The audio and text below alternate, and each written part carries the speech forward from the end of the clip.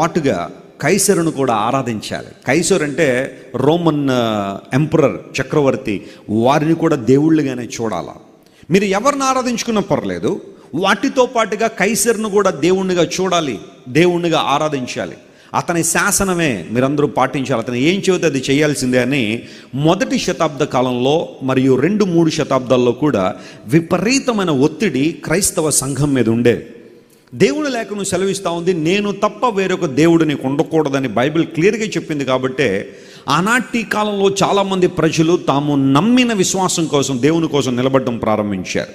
మీరు ఏ పని చెప్పినా మేము చేస్తాం, కానీ ఆ ఒక్క పని మాత్రం మేము చేయలేం.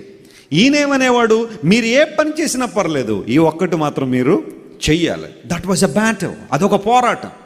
చాలాసార్లు చూడండి బైబిల్ గ్రంథంలో మనం చూస్తే there was a battle between good and bad. మంచికి చెడులకు మధ్య ఉన్న ఒక పోరాటం